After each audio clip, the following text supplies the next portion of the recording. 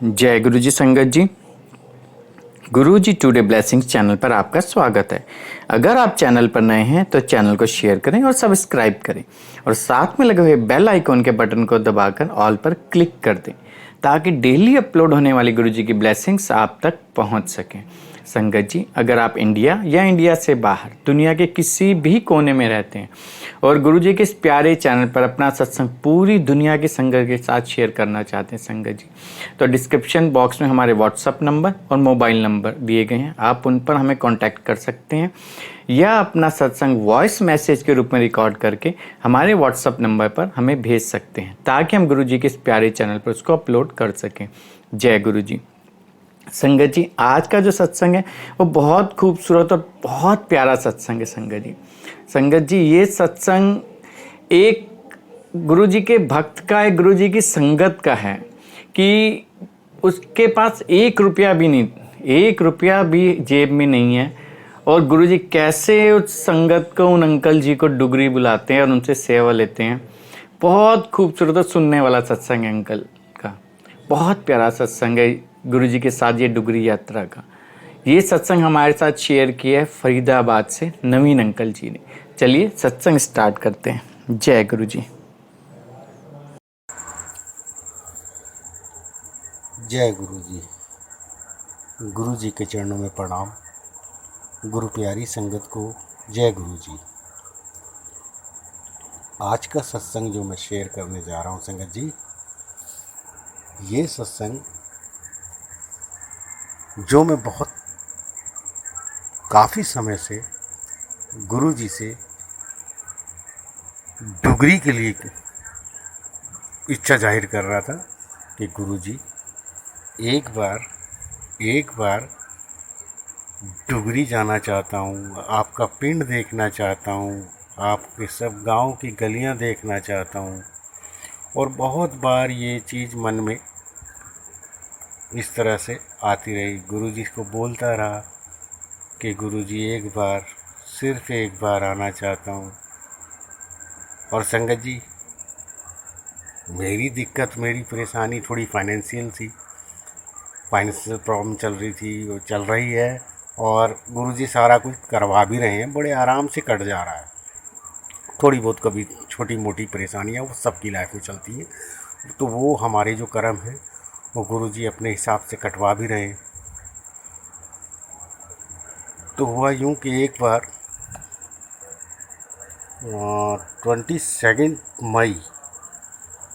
22 मई 2022 की बात है। उस दिन एक सत्संग में गुरुजी ने बुलाया और वहाँ गया, सत्संग में गया, बैठा। लेकिन वहाँ बैठा तो ऊपर ऐसा था कि इतनी गर्मी, दोपहर का सत्संग था संगत जी, दोपहर 12:30 बजे से 2:30 बजे तक। अब उस समय इतनी धूप और इतनी तेज़ गर्मी थी। सत्संग में जाके बैठा और उस दिन गुरुजी ने ऐसी जगह बिठाया कि मुझे वहाँ से स्वरूप तक के दर्शन नहीं हो रहे थे गुरुजी के। और मेरी कोशिश ये रहती थी कि ऐसी जगह मिले बैठने को जहाँ गुरुजी के दर्शन होते रहे। लेकिन उस दिन गुरुजी ने एक कोने में बिठा दिया और संगत जी वहाँ पर ऊपर कोई फैन भी नहीं था, कुछ नहीं, और गर्मी से पसीने से तरबतर हो रखे थे। अब सत्संग स्टार्ट हुआ। एक कूलर लगा हुआ था हॉल के एक कोने में, जो थोड़ा सा रूम, जो बड़ा हॉल सा था उसके कोने में गेट पे लगा हुआ था, दूसरी तरफ से एंट्री कर रखी थी। तो उस जगह गर्मी से बुरा हाल हो रखा था मेरा। अब मुझसे बैठा भी नहीं जा रहा था। मैंने कुछ पल के लिए आंखें बंद की और गुरुजी से अरदास की, गुरुजी ऐसी गर्मी में आपको कैसे बैठ पाऊँगा और कैसे ध्यान कर पाऊँगा, किस तरह से आपसे जुड़ूँगा और किस तरह से यहाँ बैठ पाऊँगा 2 घंटे, मैं नहीं जानता। तो बस आंख बंद करके संगत जी मैंने सिर्फ इतना गुरुजी से कहा ही था। मतलब कुछ क्षण में ही ऐसा लगा जैसे मानो ऐसी ठंडी हवा आ रही है मेरे सर के ऊपर से, जैसे गुरुजी ने एसी चला दिया हो। और उसके बाद मैंने कहा गुरुजी बस अब आँखें नहीं खोलूँगा, मैं समझ गया आपने एसी चालू कर दिया है। तो थोड़ी देर में मेरा पसीना भी सूख गया, कपड़े भी पसीने से सारे जो भीगे हुए सब सूख गए, और इतना आनंद आने लगा उधर सत्संग में। वो पूरा सत्संग बड़े आराम से 2 घंटे कैसे कटे मुझे पता ही नहीं चला। अब उस सत्संग में जब लंगर करते समय, अब मैं नहीं जानता वो कौन अंकल थे, किस रूप में गुरुजी थे या कौन थे।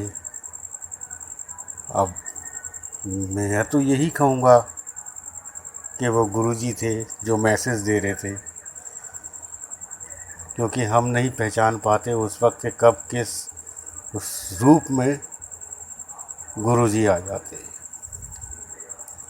तो उन अंकल ने मेरे से पूछा आप बड़े मंदिर गए हो? तो मैंने कहा हाँ जी मैं बड़े मंदिर गया हूँ। फिर उन्होंने कहा डुगरी मंदिर गए हो? मैंने कहा नहीं अंकल वहाँ तो मैं आज तक नहीं गया और बड़ी दिल की तमन्ना है जाने की।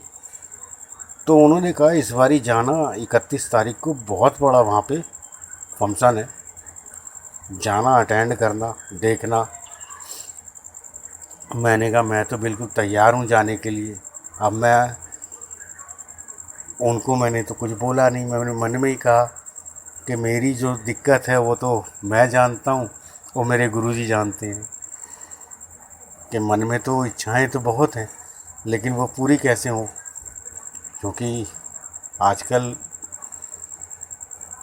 पैसे के बिना तो कुछ हो ही नहीं पाता। लेकिन गुरुजी ने वो भी दिखा दिया करके, और वो कैसे किया, वो अंकल ने तो बोल दिया और मैंने उनको अपनी इच्छा जाहिर बता दी। अब उसके बाद जब घर आया वहाँ से सत्संग से, दूसरे दिन मेरे पास में एक जिंदल अंकल हैं, गुरुजी की बहुत ब्लेस संगत है, पुरानी संगत है। तो उनका फ़ोन आता है अंकल डुगरी मंदिर जाओगे? तो मैंने कहा अंकल जाना कौन नहीं चाहता, मैं तो कब से जाना चाहता हूँ, लेकिन मेरी समस्या, मेरी प्रॉब्लम से आप अच्छी तरह वाकिफ़ हैं। तो कह रहा अंकल मैंने पैसों की तो बात ही नहीं करी, आप ये बोलो कि आप डुगरी मंदिर जाओगे? मैंने कहा जी बिल्कुल जाऊंगा, जय गुरु जी, बिल्कुल जाना चाहूँगा। तो उन्होंने कहा आपका सेवादार में नाम आया है, डुगरी मंदिर आपको सेवा के लिए जाना है। मैं कहा जय गुरु जी, बिल्कुल जाऊँगा। अब उस तरह से नाम तो आ गया। तो उन्होंने कहा आप अपना व्हाट्सएप में देखो खोल के, उसमें कोई नया ग्रुप ऐड हुआ होगा आप में। मैंने चेक किया, मैंने कहा हाँ जी अंकल जी हुआ तो है, लेकिन यहाँ तो कुछ मैसेज इस तरीके से चल रहे हैं। तो कह रहे आप मैसेज पे ध्यान मत दो, जब गुरुजी ने आपका नाम डाला है तो लेके भी वही जाएंगे, सिर्फ आप देखते रहो। और मैं फिर वैसे ही रोज़ ग्रुप को देखता रहा। मैंने उसमें कोई कमेंट्स नहीं किया, कोई कुछ नहीं लिखा, बस उसमें एक ही मैसेज चल रहे थे, ये अंकल पैसे जमा करा दें, ये अंकल इतने डिपॉज़िट करा लें टाइम से, सीटें सारी फुल हो जाएंगी। इस तरह से चलता रहा। और उसके बाद में पहली लिस्ट जारी हुई, उसमें मेरा नाम, दूसरी लिस्ट जारी हुई, उसमें मेरा नाम, लास्ट में जब तीसरी और फाइनल लिस्ट जारी हुई तो उस लिस्ट में भी मेरा नाम, और लेकिन मेरी सीट जो थी उसमें केबिन में थी। फिर मैंने उनको फ़ोन किया अंकल को, अंकल मेरा फाइनल लिस्ट में नाम आ गया। और तो उन्होंने पूछा सीट कौन सी है? मैंने कहा सीट तो मुझे केबिन की मिली है। तो अंकल ने बोला अंकल फिर आप मत जाओ, क्योंकि वो बस में केबिन के अंदर तो बहुत ज़्यादा गर्मी होती और इतनी ज़्यादा बुरा हाल हो जाएगा कि आप कैसे जा पाओगे। मैंने कहा अंकल अब तो मैं इरादा बदलूँगा नहीं, अगर गुरुजी छत पे भी बिठा के ले जाएंगे ना तो मैं वहाँ तब भी जाऊँगा। तो फिर अंकल को मैंने वहाँ का सत्संग शेयर किया, जो अभी पहले आपको संगत जी जो सुनाया, उस सत्संग में गुरुजी ने सर पे एसी लगा दिया। तब अंकल ने कहा अंकल आप जाओ, और मुझे यकीन है आप एसी में बैठ के जाओगे। संगत जी फाइनली आ गई और टाइम से मैं एक जोड़ी कपड़े लेके अपना निकल भी गया। अब जब बस आई, बस में बैठा तो जो बस में जो कोऑर्डिनेटर अंकल थे उन्होंने सीधे ही कहा कि अंकल आप बीच की सीट में बैठेंगे। तो मैंने कहा अंकल जो नंबर दिए थे सीट नंबर, कहते कोई नंबर नहीं है, यंग लोग बैठेंगे पीछे, आप सेंटर में बैठना, कोई सी भी सीट आपको जो अच्छी लगे। इसका जय गुरु जी। अब मैंने सीट पे बैठा और सिर के ऊपर एसी चल रहा था। अब जिंदल अंकल जी ने कहा था, कह रहे अंकल जब आप बस में बैठो ना एक बारी मुझे फ़ोन करके बता देना आपको कौन सी सीट मिली है। अब मैंने उनको फ़ोन किया, अंकल मुझे सेंटर की सीट मिली है और मेरे सर पे एसी चल रहा है, और एसी भी ऐसा चल रहा है कि अब मुझे ठंड लगने लगी है। अब वाकई संगत जी थोड़ी देर में मुझे बहुत ज़्यादा ठंड लगने लगी थी। तो मैंने मन ही मन बोला गुरुजी बहुत ठंड लग रही है, अब मैं यहाँ से कैसे क्या करूँ।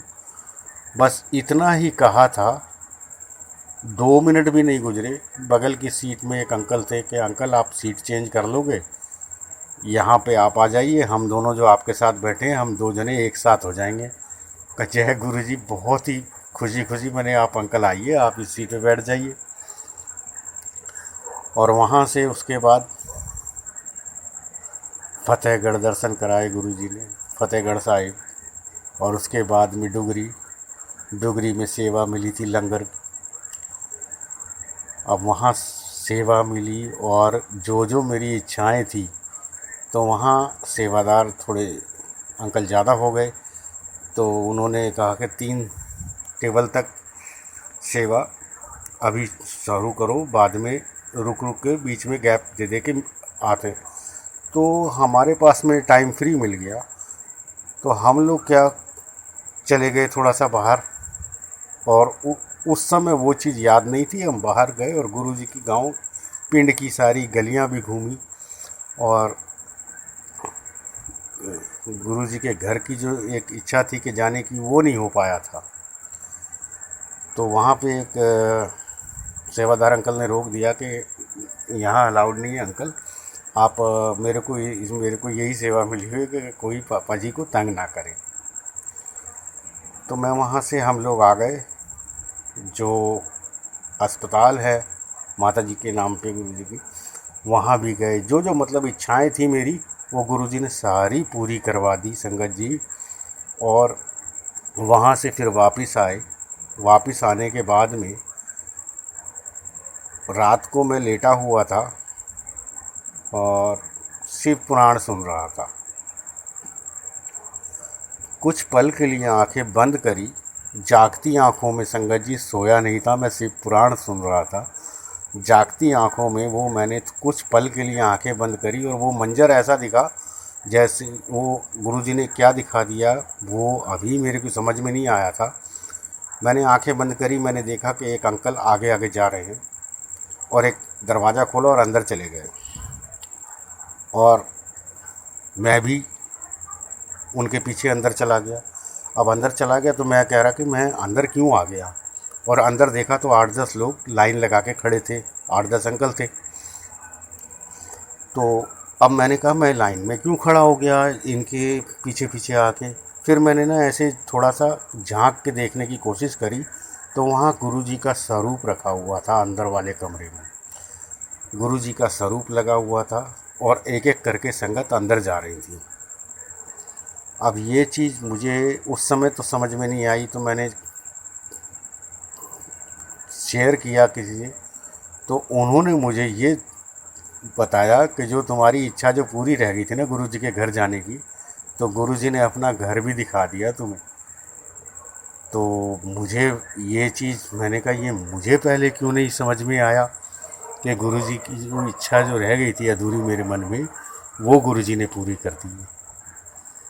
तो ऐसे मेरा डुगरी जाने का जो इच्छा थी वो गुरुजी महाराज ने पूरी की।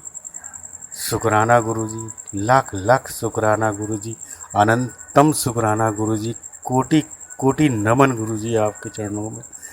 कोई भूल चूक हो गई हो तो गुरुजी माफ़ कर देना। संगत जी कोई भूल चूक हो तो आप भी माफ़ कर देना। जय गुरुजी, शुक्राना गुरुजी।